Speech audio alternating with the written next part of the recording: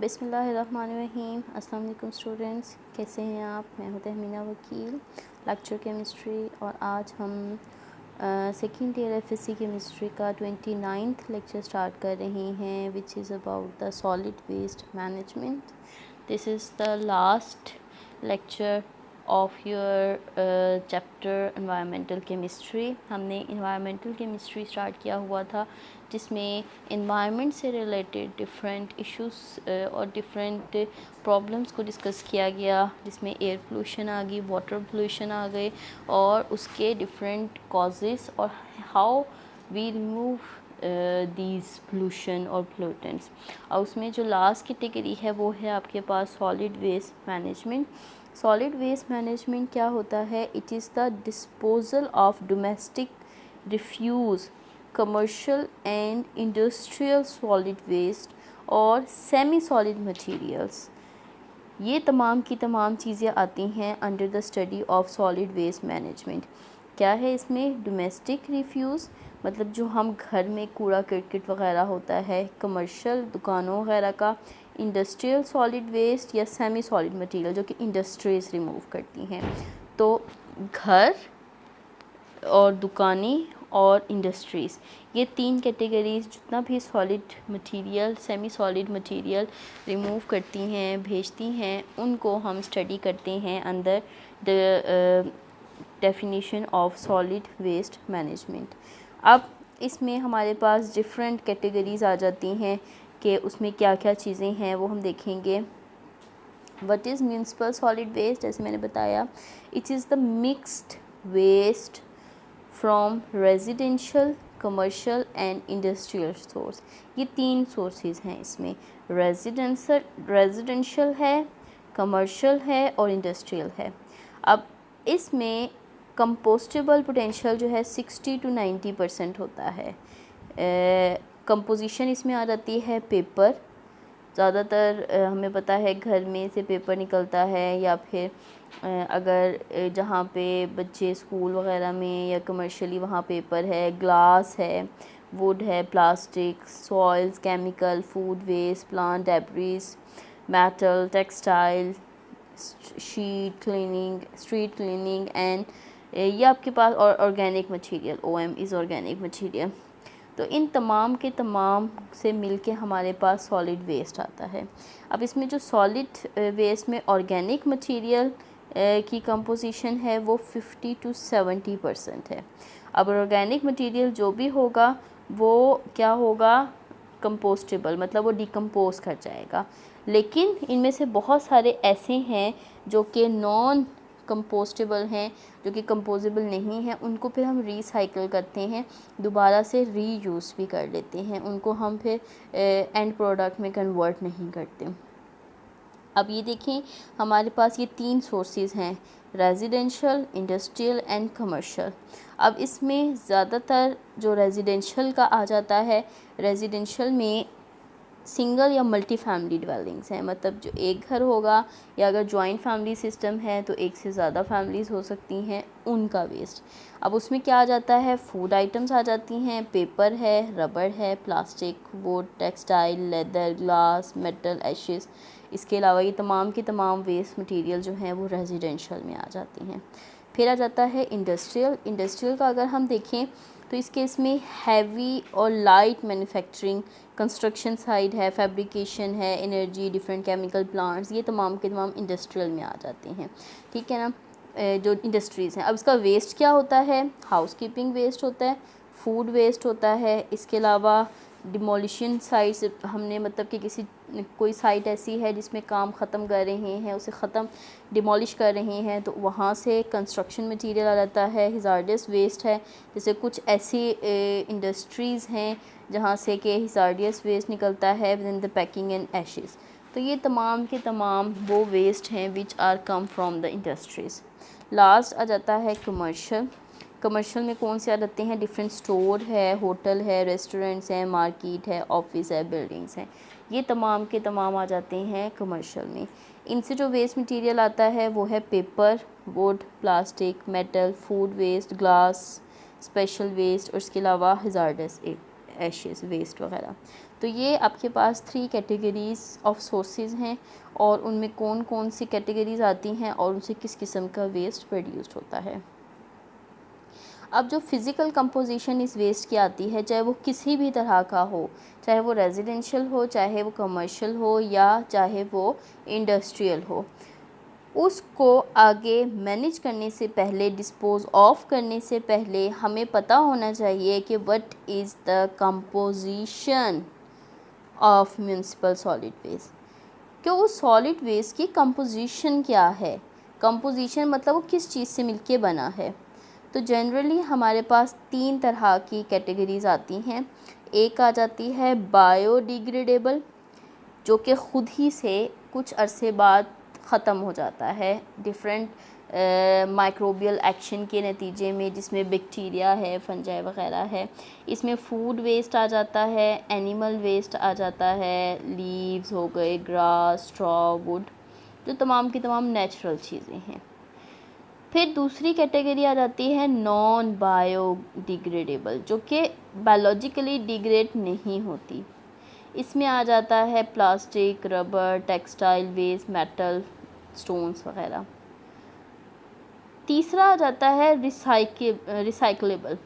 Recyclable में वो आ जाते हैं जिसमें हमारे पास वेस्ट बायोडिग्रेडेबल नहीं होता, मतलब डिकम्पोज नहीं हो सकता, इसलिए हम उसको क्या करते हैं, रिसाइकल कर लेते हैं ताकि दोबारा से उसको रीयूज़ किया जा सके, दोबारा से उसको इस्तेमाल किया जा सके।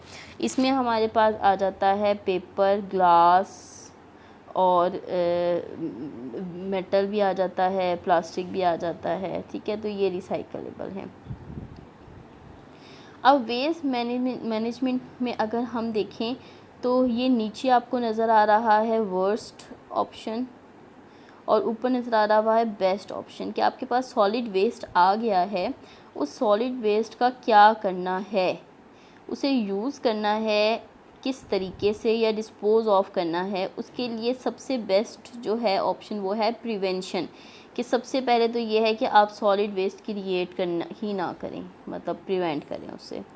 फिर दूसरा ऑप्शन आ जाता है इसमें मिनिमाइजेशन, कि अगर सॉलिड वेस्ट क्रिएट हो भी गया है तो उसको मिनिमाइज़ करें। फिर थर्ड है उसको रीयूज़, जो मतलब कि अगर कोई वेस्ट मटेरियल है तो उसे जैसा अगर प्लास्टिक की खाली बॉटल्स हैं तो उसे फेंकने की बजाय दोबारा से इस्तेमाल कर लें, शीशे की बॉटल्स हैं उन्हें इस्तेमाल कर लें, ठीक है। तो उन्हें रीयूज़ कर लें किसी और तरीके से। जिस तरह से अगर आपके पास कार्डबोर्ड्स हैं वो एक्स्ट्रा हैं तो उसका कोई ऐसा मटेरियल बना लें डेकोरेशन का या कुछ इस तरह से कि वो रीयूज़ हो जाए। तो पहला तो है कि आप प्रिवेंट करें कि वो फेंका ही ना जाए कचरा। दूसरा मिनिमाइज़ कर दें, दूसरा ऑप्शन ये है कि उसको कम से कम कर दें। तीसरा अगर क्रिएट हो भी रहा है तो उसको दोबारा से रीयूज़ कर लें। फोर्थ है कि अगर रीयूज़ नहीं भी करें तो उसको रिसाइकल कर लें। रिसाइकल मतलब उसको दोबारा से उस चीज़ बनाने में यूटिलाइज़ कर लें। फिर उसके बाद फिफ्थ ऑप्शन आ जाता है एनर्जी रिकवरी, मतलब कि ये इंसिनरेशन का प्रोसेस होता है जिसमें कि उसको जला के उससे एनर्जी प्रोड्यूस की जाती है जो डिफरेंट पर्पसेस में यूज़ होती है। तो ये, लेकिन ज़ाहिर है इसको जलाएंगे तो उससे एयर पोल्यूशन कॉज होगी, इसलिए ये वर्स्ट की तरफ जा रहा है, लेकिन फिर भी बेहतर है। और सबसे एंड में आ जाता है डिस्पोज ऑफ, जिसे लैंडफिल में हम स्टडी करेंगे। तो सबसे जो वर्स्ट ऑप्शन है वो है डिस्पोज ऑफ, मतलब फेंक देना उसको, कचरे को। और हम क्या करते हैं कि कचरे को डायरेक्ट फेंकते हैं, हम उसको किसी और तरीके से इस्तेमाल नहीं करते। अब कराची के हालात आजकल आपके सामने हैं कि वहाँ पे इतना ज़्यादा सॉलिड वेस्ट हो गया कि सैनिटेशन का पूरा निज़ाम दरहम बरहम हो गया। और अब जो बारिशें हुई हैं उन बारिशों में चूँकि वो गटर लाइंस ब्लॉक हैं बिल्कुल, तो इस वजह से वो पानी सारे का सारा सड़कों पे और उन इलाकों पे जो है वो खड़ा हो गया है, वो डिस्पोज़ ऑफ नहीं हो रहा। अब हम अगर डंप करते हैं वेस्ट को सी और रिवर्स में तो उसके क्या इफ़ेक्ट्स आएंगे। तो पहले यही किया जाता था कि जितना भी कचरा है, क्योंकि ज़मीन में 70% पानी है, तो इतनी ज़्यादा एरिया में अगर पानी है तो सिंपली कचरा उठाओ पानी में फेंक दो, यही बात है ना मतलब। लेकिन वाटर जो है which covers more than 70% of the earth, it is a valuable source for food and minerals. Sea and rivers have long been used for dumping waste of industrial and municipal discharge such as acids, refinery waste, pesticide waste, construction and demolition debris, explosive, domestic refuse, garbage and radioactive waste। ये तमाम की तमाम जो है वो categories हैं solid waste की। तो इन तमाम को एज इट इज़ उठा के रिवर्स में या सी में डंप कर दिया जाता था। The dumping of waste material in water has damaged the marine environment and caused health hazards to human being ultimately। क्योंकि देखिए ये तमाम के तमाम जो सॉलिड वेस्ट हैं ये क्या करती हैं, इसकी वजह से ये आपको नज़र आ रहा है पानी के अंदर इतना कचरा हो जाता है कि जो मेरीन लाइफ है वो डिस्ट्रॉय हो रही है।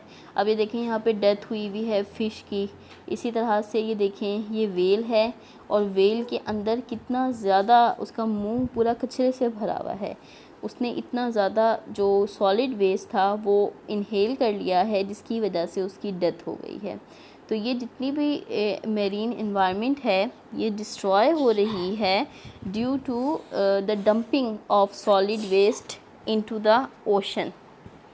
ठीक है, तो ये आपके पास इफ़ेक्ट है जो डिफरेंट वेस्ट मटेरियल है सॉलिड वेस्ट उसको रिवर में और उसको सी में डंप करने का।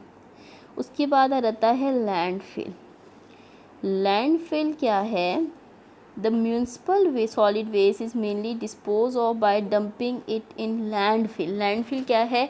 जो कि नॉर्मली यूज़ होता है कि शहर से बाहर कोई भी खुली जगह है जहाँ पे के कचरे का ढेर लगा दो, मतलब पूरा शहर का कचरा उठाओ और जहाँ वहाँ पे जाके डंप कर दो, वहाँ पे जाके इकट्ठा कर दो। वो इतने बड़े बड़े कचरे के पहाड़ लगे हुए होते हैं और वहाँ पे मुख्तलिफ किस्म की बीमारियाँ, स्मेल, सब कुछ। सो वहाँ पे क्या है? It is a large hole in the ground और even a bare piece of land. When the landfill become full with waste, it is covered by sand or clay। तो जब वो पूरी जगह फिलअप हो जाती है उसके ऊपर मिट्टी डाल देते हैं। So the site of land is selected on a number of factors। अब इसके डिफरेंट फैक्टर्स हैं जिसकी बेसिस पे हम उसे सेलेक्ट करते हैं कि वो जगह एज अ लैंडफिल यूज़ होगी। उसमें नंबर 1 है टोपोग्राफी। टोपोग्राफी मतलब वो कहाँ पे लोकेटेड है, that is the location of the ground. दूसरा आ जाता है वाटर टेबल, मतलब उस जगह के नीचे अंडरग्राउंड वाटर कितनी नीचे है, कहीं यूँ ना हो कि जो वेस्ट मटेरियल है वो लीच आउट करके जो अंडरग्राउंड वाटर है उसमें कंटेमिनेट होना शामिल शुरू हो जाए। थर्ड आ जाता है नेचर ऑफ सॉलिड वेस्ट, कि हमने लैंडफिल में किस किस्म का सॉलिड वेस्ट डालना है जो बायोडिग्रेडेबल हो, ये ना हो कि वो वैसे का वैसा वहीं पे पड़ा रहे। फिर फोर्थ इसमें फैक्टर आ जाता है type of soil and rock and third one is the location of disposable zone in the surface and the ground water flow system. तो ये आपके पास डिफरेंट फैक्टर हैं जो कि they should be kept in mind before choosing the landfill. The groundwater which seeps in the landfill and liquid from the water itself all percolate through the refuse producing leachates, and the leachate contains dissolved, suspended and microbial contaminants। अब देखिए इसमें क्या हो रहा है, जो ground water है उसमें लैंडफिल से लिक्विड जो है वो छन छन छन छन के नीचे जाता है। अब उसमें से जो लिक्विड आ रहा है जिसे लिचेट कहते हैं, लिचेट एक गंदा सा काले स्याह रंग का पानी होता है, बदबूदार सा। आपने अक्सर देखा होगा कूड़ा किरकिट वैसे भी पड़ा रहे तो उसमें हल्का हल्का सा ब्लैक कलर का वो बन जाता है, पानी सा बन जाता है, वो लिचेट कहलाता है। अब वो अगर ज़मीन के अंदर आप डालोगे तो वो ज़मीन के अंदर चला जाएगा, और चूँकि ये बहुत लार्ज मिकदार में होते हैं तो बहुत लार्ज मिकदार में पानी प्रोड्यूस्ड होगा, लिचेट प्रोड्यूस्ड होगा, जो अंदर अंदर सीप आउट करता हुआ अल्टीमेटली ग्राउंड वाटर के साथ शामिल हो जाएगा, जिसमें क्या चीज़ें हैं, डिज़ोल्व और सस्पेंडेड माइक्रोबियल कंटेंट्स हैं जो कि जाके अल्टीमेटली इफ़ेक्ट करेंगे अंडरग्राउंड वाटर को। इसी तरह से जब डिकम्पोजिशन होती है तो गैसेस प्रोड्यूस्ड होती हैं which contains methane, ammonia, hydrogen sulphide and nitrogen. इसके अलावा जो लीचेट है it also contain volatile organic acid, जिसमें एसिटिक एसिड और डिफरेंट वेरियस फैटी एसिड्स आ जाते हैं। इसके अलावा बैक्टीरिया है, हैवी मेटल्स हैं, सॉल्ट्स ऑफ आइंस हैं जैसे कैल्शियम वगैरह। तो these all are very dangerous कि if they are contaminate the underground water, और वहाँ पे जो है वो जो सॉइल है उसकी कंपोजिशन तबाह बर्बाद हो जाती है। The micro pollutants present in municipal solid waste include common volatile organic component जिसमें टॉलिन और डाइक्लोरोमीथेन है। So all of them are very dangerous. ये देखिए यहाँ पे आपको तस्वीर में नज़र आ रहा है लैंडफिल कि ये आपके पास जो है वो डिफरेंट ये ट्रॉले हैं या डिफरेंट म्यूनसिपल की गाड़ियां हैं जो आती हैं और एक बड़ा सा ग्राउंड शहर के बाहर सेलेक्ट किया जाता है जहाँ पे आके वो पूरे का पूरा कूड़ा क्रिकेट डंप कर देते हैं। अच्छा, ये थे दो ऑप्शन जो आपने वर्स्ट ऑप्शन की बात की थी। जब हम ऑप्शंस देख रहे थे तो उसमें वर्स्ट ऑप्शन में था डिस्पोजल। तो अगर हम दो तरह से डिस्पोज ऑफ कर सकते हैं इसको, या तो हम इसे डिस्पोज ऑफ करते हैं इन सी और रिवर जिसका आपने नुकसान देखा है कि एक्वेटिक लाइफ मुतासिर होती है, और दूसरा हम इसको डिस्पोज ऑफ करते हैं इन लैंडफिल और उसका आपने नुकसान देख लिया कि क्या है। दूसरा जो कम वर्स्ट है वो आ जाता है incineration of the municipal solid waste. Incineration क्या होता है? इंसिनरेशन वेस्ट ट्रीटमेंट प्रोसेस है जिसमें सॉलिड वेस्ट को हाई टेम्परेचर पे बर्न करवाया जाता है around about 900 to 1000 degree centigrade. तो इस टेम्परेचर पे उसकी बर्निंग होती है। इसमें बर्निंग में सॉलिड वेस्ट में जितना भी कंबस्टिबल मटेरियल है वो कंज्यूम हो जाता है। कंबस्टिबल मटेरियल में क्या आ जाता है, जैसे अगर आपके पास कोई ऑर्गेनिक मैटर है, जैसे जितने भी ऑर्गेनिक मटेरियल्स हैं उन पे लिखा होता है दे आर कंबस्टिबल। जो कंबस्टिबल हैं वो कंज्यूम हो जाएंगे और जो नॉन कंबस्टिबल हैं they left as ash residue, और उन ऐश रेसिड्यू को हम या तो लैंड में डिस्पोज ऑफ कर देंगे या लैंडफिल में। अब इससे क्या हुआ है कि जो वॉल्यूम है इट इज़ रिड्यूस बाय 2/3। जहाँ हमारे पास 3 हिस्से कचरा था वहाँ 1 हिस्से कचरा रह गया है, ठीक है। 2/3 जो है उसका वॉल्यूम कम हो गया है।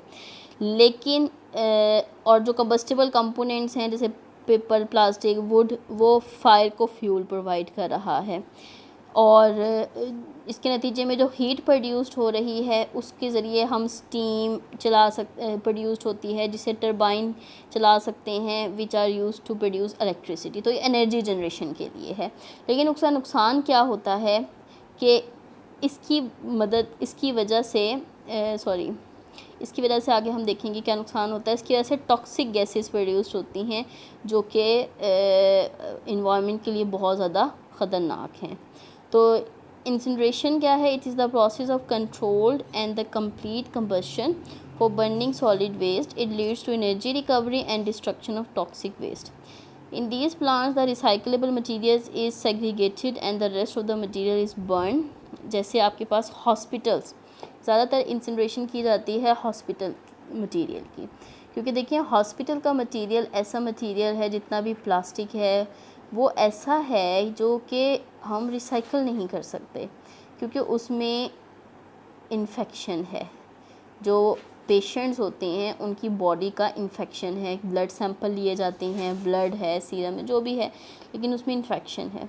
तो उसमें क्या करते हैं कि हर हॉस्पिटल का अपना इंसिनरेटर होता है जिसमें कि वो जितना भी हॉस्पिटल का वेस्ट मटेरियल है वो डिस्पोज ऑफ नहीं करते बल्कि उसे जला के ख़त्म करते हैं वहीं पे।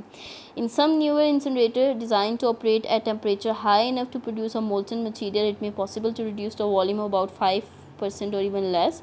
One of the most attractive feature of the incineration process is that it can be used to reduce the original volume by 80 to 90%। मतलब 2/3 भी नहीं, अगर आपके पास 100 पार्ट्स कोई भी सॉलिड मटेरियल है तो ये उसको कम करके सिर्फ 10 या 20 पार्ट्स तक रिड्यूस कर देता है।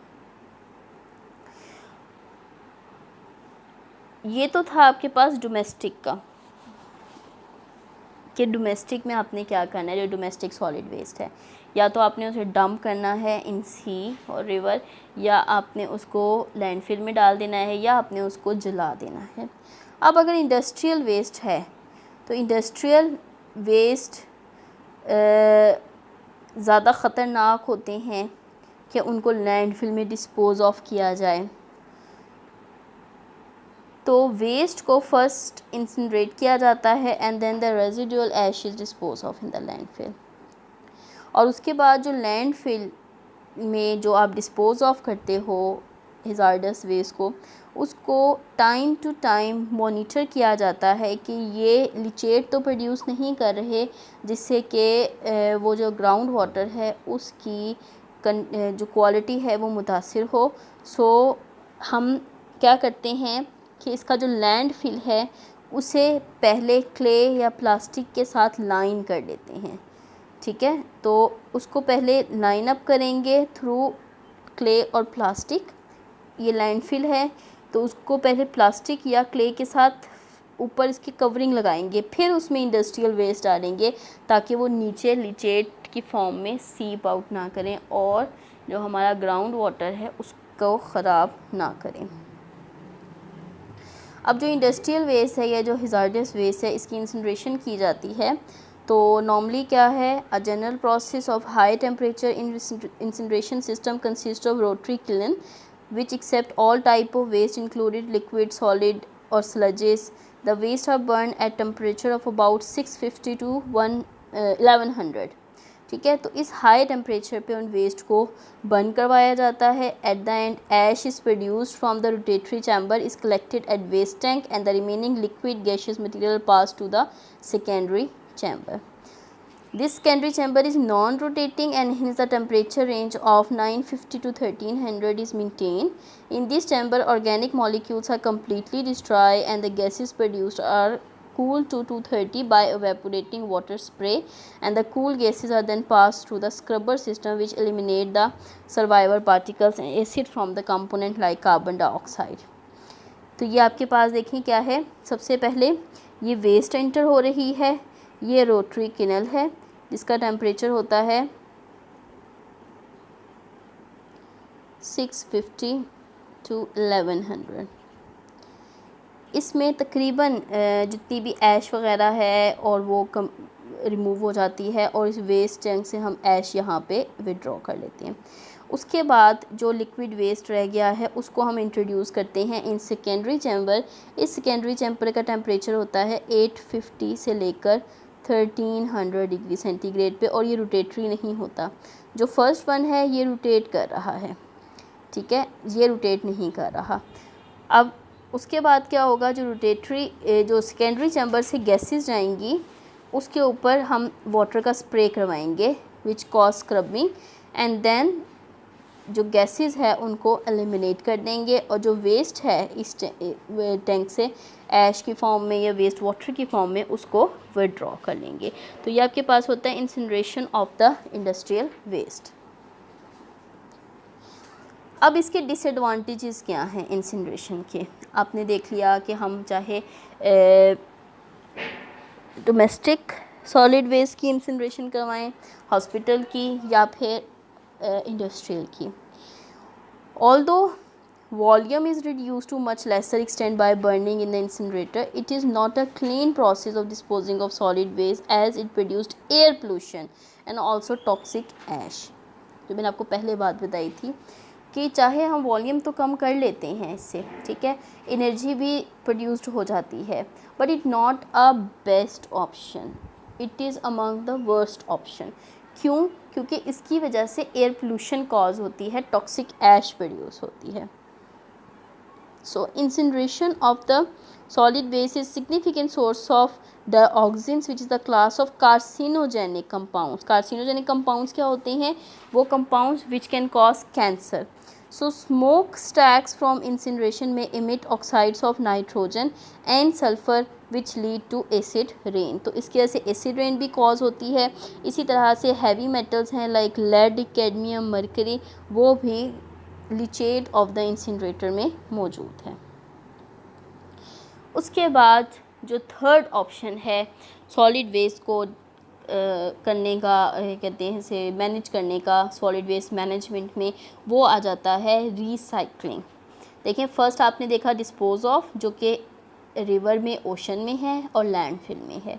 फिर सेकंड देखा जिसमें एनर्जी जनरेट हो सकती है, वो है इंसिनरेशन। उसमें आपने मीन्स डोमेस्टिक का भी देख लिया और इंडस्ट्रियल का भी देख लिया और उसके डिसएडवांटेज भी देख लिए। नेक्स्ट आ जाता है रिसाइकलिंग, जो कि कुछ बेटर ऑप्शन की तरफ है।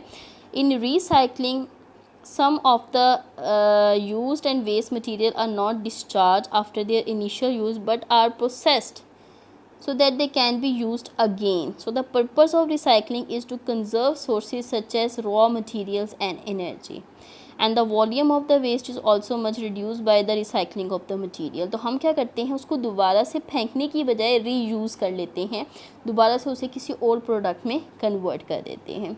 अब सॉलिड वेस्ट जिसको हम रिसाइकिल कर सकते हैं, उसमें ये 4 कैटेगरीज आती हैं। इसमें आपके पास पेपर है, ठीक है, ग्लास है, प्लास्टिक है और मेटल है। तो ये आप अलग अलग, ये बाहर के ममालिक में क्या होता है, ये जो साइन है आपके पास इस केस में ये किसका है, रिसाइकलेबल का, ठीक है, कि जो चीज़ें रिसाइकलेबल हो सकती हैं। तो सॉलिड वेस्ट को हम क्या करते हैं, अलग अलग बास्केट में रखते हैं विच कैन बी रिसाइकल, और उनको इनके रिस्पेक्टिव प्लांट्स में सेंड कर दिया जाता है। अब रिसाइकलिंग से क्या हो रहा है, जैसे कि आपके पास अगर ये प्लास्टिक है या टिन वगैरह है, तो इसमें अगर हम देखें तो at the end plastic bottles, different jug हो गए, वो चीज़ें रीजनरेट हो रही हैं। इसी तरह पेपर है, तो पेपर से जो है वो कार्डबोर्ड या फिर न्यूज़पेपर वगैरह प्रोड्यूस्ड हो रही हैं। तो रिसाइकलिंग से क्या हो रहा है, रिसाइकलिंग से आपकी नेचर क्लीन हो रही है और वही मटेरियल बार बार यूज़ हो रहा है। अब इसमें फर्स्ट आ जाती है recycling of newspaper. The largest atom which is recycled is newspaper, and it is and its recycling process, the release of chlorine and other bleaching acids and organic solvent is significantly less as compared to formation of these compound during the process of virgin newspaper. virgin newspaper मतलब बिल्कुल नया newspaper. अगर आपने नया newspaper बनाना है तो उसमें जितनी क्लोरीन और जितने ब्लीचिंग एसिड्स और ऑर्गेनिक सॉल्वेंट प्रोड्यूस्ड होते हैं वो रिसाइकलिंग में कम होती हैं। तो एक तो आप पोल्यूशन कम कर रहे हो, दूसरा अपना सॉलिड वेस्ट कम कर रहे हो। To improve the whiteness of the recycle newspaper, it is blended with the virgin newspaper और sometime treated with peroxides and hydrosulphides, ताकि उसे ब्लीच किया जा सके और फिर उसको अगेन एंड अगेन जो है वो रिसाइकल करते हैं फॉर 5 टाइम, ताकि हमारे पास जो फाइबर है न्यूज़पेपर का वो छोटा हो जाए और गुड क्वालिटी का आ जाए। उसके बाद आ जाता है रिसाइकलिंग ऑफ प्लास्टिक। अगर हम प्लास्टिक की रिसाइकलिंग की बात करते हैं तो प्लास्टिक की रिसाइकलिंग 3 तरीक़ों से होती है, मतलब 3 तरीके हैं जिससे इसको रिसाइकल किया जा सकता है। इसमें पहला तरीका है रीप्रोसेसिंग। रीप्रोसेसिंग क्या है कि प्लास्टिक ये मेल्ट करते हैं और उसको डिफरेंट प्रोडक्ट्स बनाने के लिए यूज़ कर लेते हैं, ठीक है, सिंपल मेल्टिंग की। जैसे आपके पास है पॉलीस्टीरीन। पॉलीस्टीरीन पैकिंग मटेरियल होता है जो कि फोम, पैकिंग, कटलरी, फर्नीचर वगैरह के लिए यूज़ होता है। लेकिन आफ्टर रीप्रोसेसिंग क्या होता है, इसको मेल्ट किया जाता है और मेल्ट करके जो सस्ते वाले टॉयज़ हो गए या ट्रेज़ वगैरह हो गए वो इससे प्रोड्यूस किए जाते हैं। तो रीप्रोसेसिंग का प्रोसेस क्या है कि आपने प्लास्टिक को फेंकने की बजाय मेल्ट किया और उसको किसी और शेप में कन्वर्ट कर दिया। दूसरा आ जाता है डीपॉलीमराइजेशन। डीपॉलीमराइजेशन जैसे नेम से इंडिकेट हो रहा है, प्लास्टिक इज़ अ पॉलीमर। हम यहाँ पे क्या करते हैं, प्लास्टिक को उसके ओरिजिनल कंपोनेंट में कन्वर्ट कर देते हैं या मोनोमर्स में कन्वर्ट कर देते हैं बाय केमिकल और थर्मल प्रोसेस। उसे केमिकली या थर्मली ट्रीट किया जाता है और दोबारा से वही मोनोमर्स बना दिए जाते हैं। अब इसकी एग्जांपल अगर हम देखें तो पॉलीइथाइलिन टरथलेट, इसको हम थर्मली डीपॉलीमराइज करके in the presence of catalyst दोबारा उसके ओरिजिनल कंपोनेंट्स में कन्वर्ट करेंगे और दोबारा उससे वही पॉलीइथाइलिन टरथलेट प्रोड्यूस्ड हो जाएगा। उसके बाद थर्ड प्रोसेस है ट्रांसफॉर्मेशन। ट्रांसफॉर्मेशन जैसे नेम से इंडिकेट है, इट इज़ ट्रांसफॉर्मिंग, मतलब चेंज कर देना, उसका यूज़ ही चेंज कर देना। तो इसमें प्लास्टिक्स में हम क्या करते हैं, उसे लो क्वालिटी सब्सटेंसेस में कन्वर्ट करते हैं और वो सब्सटेंसेस को यूज़ करते हैं for the production of other materials, जिनका यूज़ ही डिफरेंट है। जैसे पॉलीइथाइलीन है एक प्लास्टिक, उसे आपने रिसाइकल किया, तो रिसाइकल कैसे किया कि उसकी क्रैकिंग हुई और क्रैकिंग के नतीजे में उसका मोनोमर बना, दैट इज़ इथाइलीन, जिसको आगे यूज़ किया for the manufacturing of lubricants. तो आपने उससे मोनोमर बना लिया और वो मोनोमर आगे यूटिलाइज़ किया डिफरेंट तरह की लो क्वालिटी सब्सटेंसेस बनाने के लिए। तो ये आपके पास है किस तरह से प्लास्टिक रिसाइकल्ड होता है, ठीक है। ये देखिए यहाँ पे डस्टबिन है जिसमें रिसाइकलेबल प्लास्टिक है, उसको ट्रक में डालेंगे, वो आगे उसे लेके जाएगा, वहाँ उसकी प्रोसेसिंग होगी। प्रोसेसिंग किसी भी तरीके से हो सकती है, चाहे वो रीप्रोसेसिंग है या डीपॉलीमराइजेशन है या ट्रांसफॉर्मेशन है, और फिर उसको अल्टीमेटली डिफरेंट प्रोडक्ट्स बनाने के लिए यूटिलाइज़ करेंगे। तो ये आपके पास थे different methods through which how we managed our solid waste, कि आपके पास सॉलिड वेस्ट प्रोड्यूस्ड हुआ है, उसको आपने डिस्पोज ऑफ करना है, उसे आपने इंसिनरेट करना है या उसे आपने रिसाइकल करना है। So the best option among all these three are recycling, ठीक है। तो ये आपके पास था solid waste management. This is all about today's lecture. ये चैप्टर आपका कंप्लीट है एनवायरमेंटल केमिस्ट्री का। इसको अच्छी तरह से गो थ्रू करें, इसमें से छोटे छोटे क्वेश्चंस आ जाते हैं, छोटी छोटी बातें पूछी जा सकती हैं। जैसे प्लास्टिक की ही रिसाइकलिंग है कि हाउ प्लास्टिक इज़ रिसाइकल्ड, ये 3 प्रोसेसेस हैं, इनके नाम और ये किस तरह से होता है, ठीक है। इसी तरह से लैंडफिल क्या है और लिचेट्स क्या हैं, तो ये डिफरेंट टर्म्स हैं जो आपको पता होनी चाहिए। तो उसको अच्छी तरह से गो थ्रू करें। कोई प्रॉब्लम हो then you can ask me in WhatsApp group. Next इंशाल्लाह फिर हम फर्स्ट चैप्टर स्टार्ट करेंगे। Now we move to the inorganic chemistry. इंशाल्लाह आप कॉलेज जल्दी खुलने वाले हैं, कॉलेज खुलेंगे तो मैं आपको ऑर्गेनिक का रिमेनिंग पोर्शन करवाऊँगी, because that one is important. तो मैं चाहती हूँ कि आप अच्छे तरीके से उसको गो थ्रू करें, इस तरह से कुछ बातें स्किप हो जाती हैं। तो ये 2 चैप्टर्स लास्ट वाले मैंने इसीलिए करवाए because these are of less importance, ठीक है। तो हम इंशाल्लाह फिर अब इनऑर्गेनिक स्टार्ट करेंगे। So next lecture is from first chapter. तब तक के लिए अल्लाह हाफिज़।